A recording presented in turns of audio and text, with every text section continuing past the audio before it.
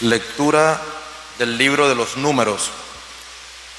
En aquellos días, la comunidad entera de los israelitas llegó al desierto de Sin el mes primero, y el pueblo se instaló en Cades. Allí murió María y allí la enterraron. Faltó agua al pueblo y se amotinaron contra Moisés y Aarón. El pueblo riñó con Moisés diciendo: ojalá hubiéramos muerto como nuestros hermanos delante del Señor. ¿Por qué has traído a la comunidad del Señor a este desierto para que muramos en él nosotros y nuestras bestias? ¿Por qué nos has sacado de Egipto para traernos a este sitio horrible que no tiene grano, ni higueras, ni viñas, ni granados, ni agua para beber? Moisés y Aarón se apartaron de la comunidad y se dirigieron a la tienda del encuentro, y delante de ella se echaron rostro en tierra. La gloria del Señor se les apareció, y el Señor dijo a Moisés: coge el bastón, reúne la asamblea, tú con tu hermano Aarón, y en presencia de ellos ordenad a la roca que dé agua. Sacarás agua de la roca para darles de beber a ellos y a sus bestias. Moisés retiró la vara de la presencia del Señor como se lo mandaba. Ayudado de Aarón, reunió la asamblea delante de la roca y les dijo: escuchad, rebeldes, ¿creéis que podemos sacaros agua de esta roca? Moisés alzó la mano y golpeó la roca con el bastón 2 veces, y brotó agua tan abundantemente que bebió toda la gente y las bestias. El Señor dijo a Moisés y a Aarón: por no haberme creído, por no haber reconocido mi santidad en presencia de los israelitas, no haréis entrar a esta comunidad en la tierra que les voy a dar. Esta es la fuente de Meribá, donde los israelitas disputaron con el Señor, y Él les mostró su santidad.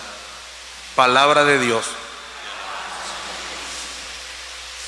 Ojalá escuchéis hoy la voz del Señor, no endurezcáis vuestro corazón.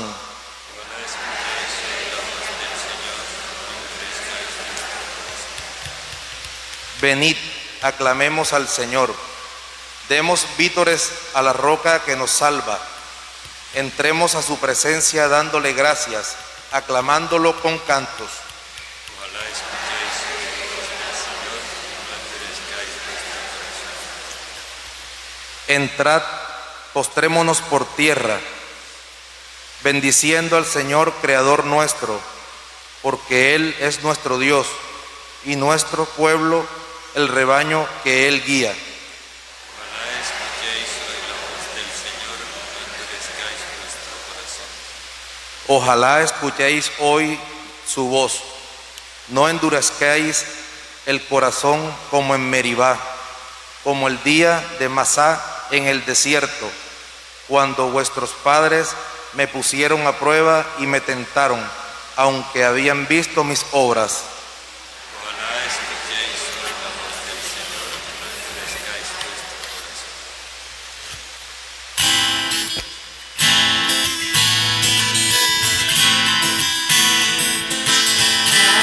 Aleluya, aleluya, aleluya,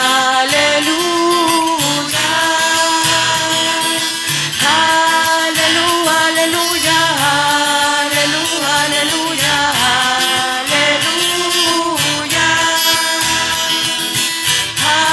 aleluya, aleluya, aleluya, aleluya, aleluya.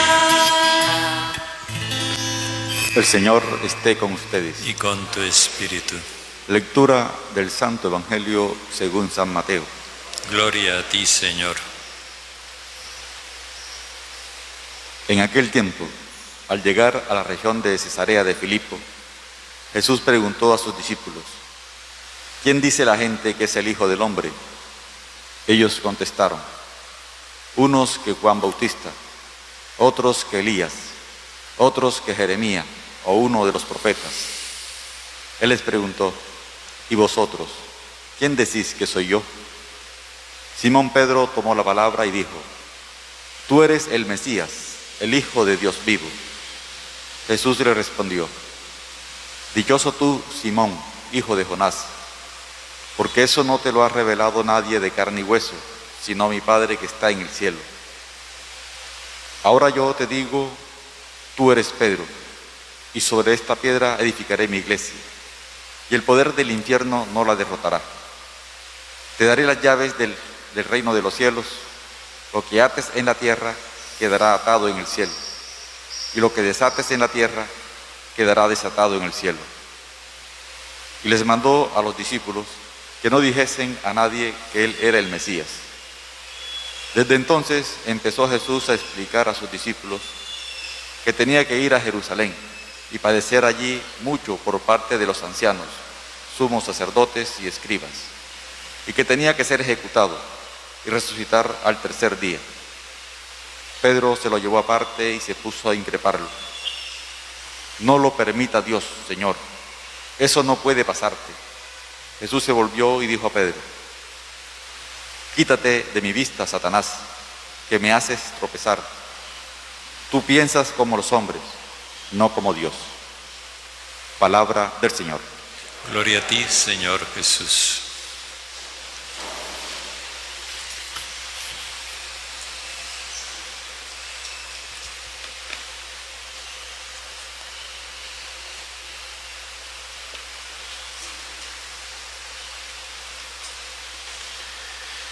Después de todo el recorrido que han venido haciendo con Jesús los discípulos, incluso en territorio pagano, como veíamos ayer, ahora nuevamente Jesús los conduce a territorio pagano.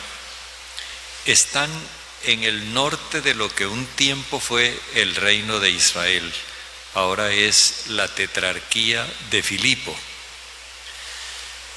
Y en esa región había un lugar que se llamaba la Puerta de la Muerte o la Puerta del Reino de la Muerte. En ese espacio Jesús hace unas 3 contraposiciones. La primera es entre los hombres y el Hijo del Hombre. La segunda es entre los hombres y ustedes. Y la tercera es entre decir y pensar. Vamos a mirarlas brevemente. Primero les pregunta él: ¿quién dicen los hombres que es el Hijo del Hombre?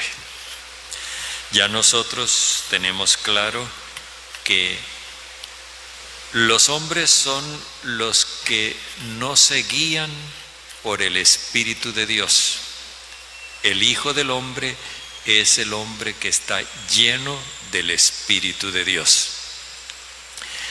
Entonces, cuando él hace esta encuesta, se encuentra con que los hombres lo miran, sí, como un profeta, pero desde una perspectiva equivocada, porque están pensando en Juan Bautista, Elías, Jeremías, o en fin, uno de los profetas. ¿Cuál es el error que hay allí? En que están mirando a Jesús como un opositor al poder. Juan Bautista se le opuso a Herodes. Elías se le opuso al rey Ahab. Y Jeremías al rey Sedecías.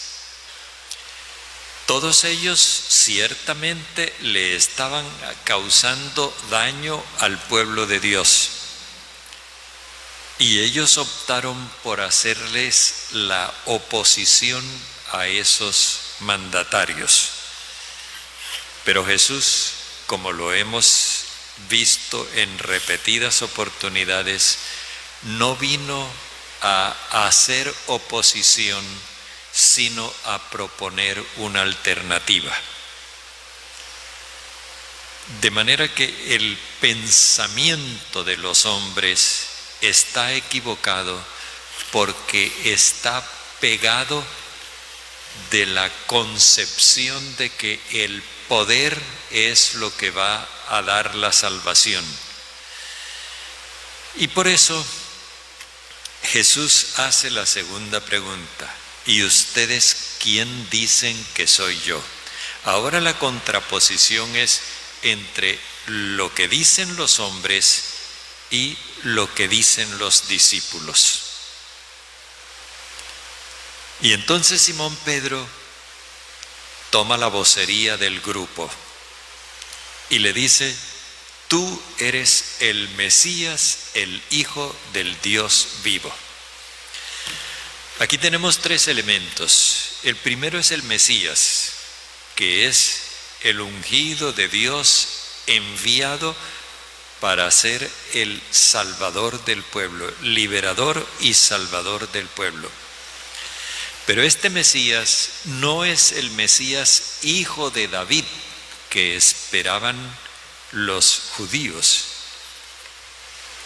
que sería en la línea de los hombres, los que esperaban un Mesías contestatario que se enfrentara con los poderosos, sino que este Mesías es hijo de Dios.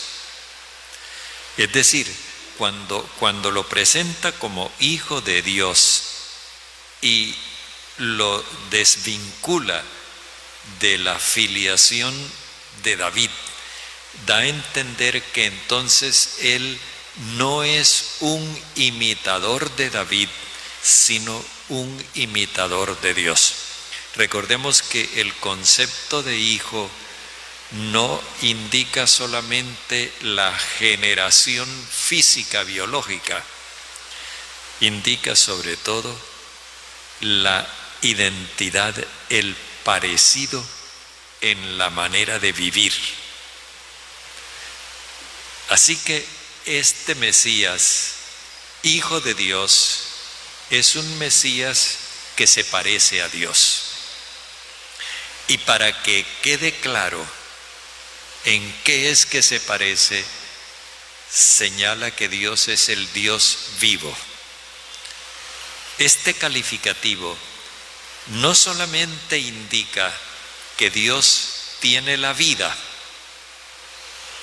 y que por consiguiente la puede comunicar, sino que es el único Dios verdadero. Los ídolos son dioses inertes, dioses muertos, dioses que no son, como dice el profeta Isaías. En cambio, el Señor es el Dios vivo, el Dios que sí es. Y este Dios vivo no solamente es vivo, sino vivificador. Cuando da a entender esto, lo que quiere significar es que es el Hijo del Dios que es Padre. Pero resulta como una perogrullada decir tú eres el Hijo del Dios Padre. Y por eso lo expresa en esos términos: tú eres el Hijo del Dios vivo, el Dios que posee la vida y que la transmite, la comunica. Completamente distinto del Mesías, hijo de David. David, guerrero, que en vez de dar vida, amenaza con la espada. Por eso Jesús le hace una proclamación de bienaventuranza. Dichoso tú, Simón, hijo de Jonás. Hijo de Jonás no dice que Pedro sea hijo de un señor que se llamaba Jonás. No. Hijo de Jonás, recordemos otra vez el sentido de la palabra hijo, es imitador de Jonás. Jonás, el profeta, que se abrió a los otros pueblos no muy gustosamente, pero se abrió a los otros pueblos porque el Señor lo envió a que anunciara la misericordia a aquellos pueblos. Ahora Simón se está comportando como seguidor de Jonás, como hijo de Jonás, porque también se ha abierto a los otros pueblos. Esto significa entonces que la diferencia entre los hombres y los discípulos es nada menos que el Espíritu Santo. El Espíritu Santo que los capacita para el amor universal, el que los hace abiertos a todo lo que es humano. Y luego viene lo que se refiere a la actitud siguiente de Pedro.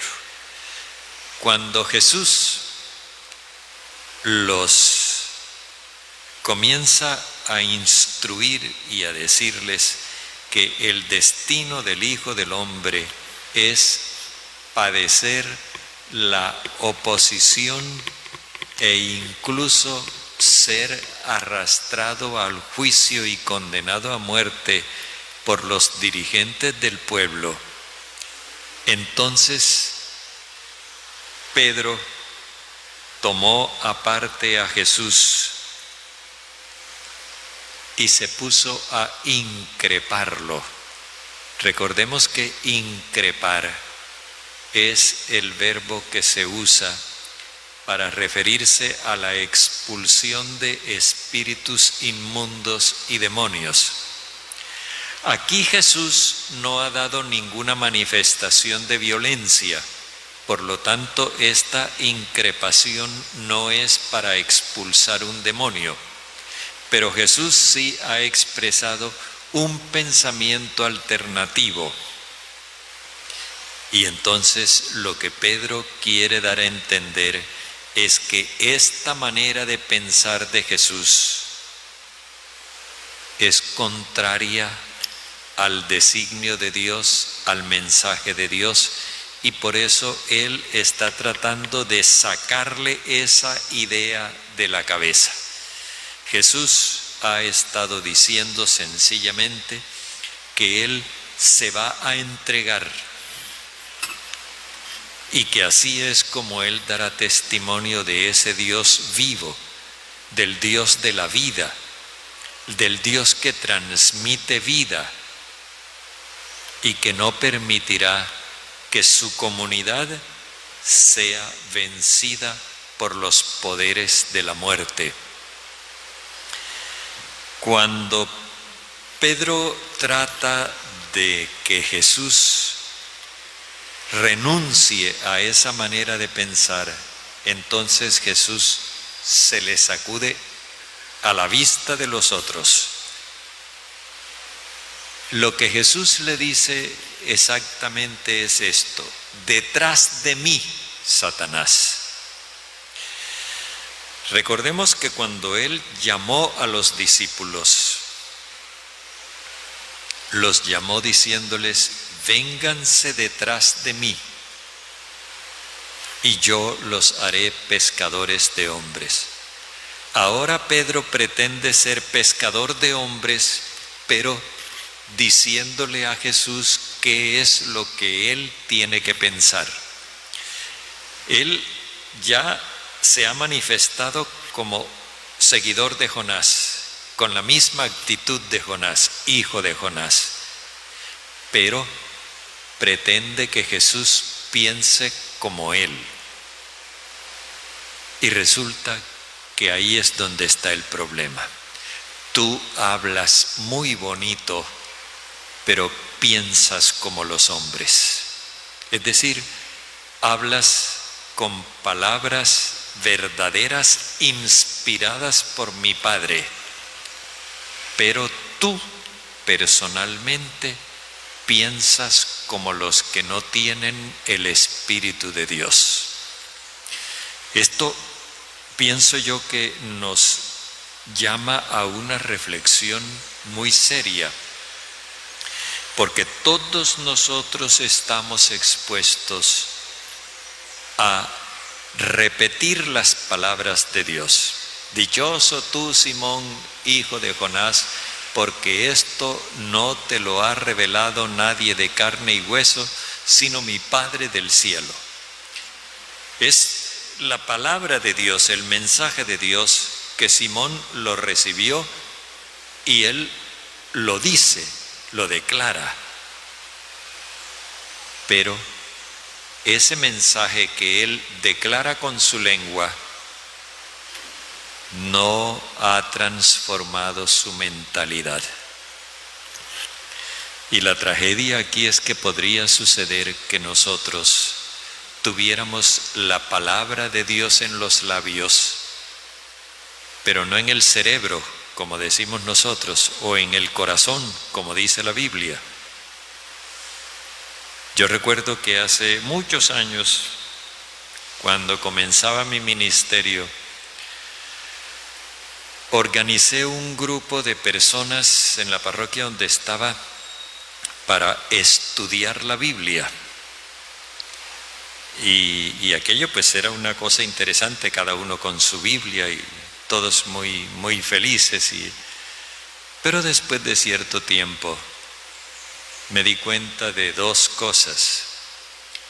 Los muchachos usaban frases de la Biblia para enamorar a las muchachas, y los adultos usaban frases de la Biblia como David, que tenía la mochila con las piedras y la honda para tirarle la piedra a Goliat. Bueno, usaban las frases de la Biblia como piedras para tirárselas a los demás. Eso puede suceder. Eso puede suceder, que nosotros usemos la palabra de Dios para que impacte a los demás, pero no para que cambie nuestra manera de pensar. Detrás de mí, Satanás. Llamarlo Satanás es una cosa terrible, porque le está diciendo: tú eres el enemigo de Dios, en ti se está encarnando el enemigo de Dios, porque tú piensas como los hombres, no como Dios. Vale la pena que analicemos esto en la presencia de Dios, y ojalá que no se nos ocurra pensar: eso que está diciendo el cura le cae como anillo al dedo a fulana y no a mí.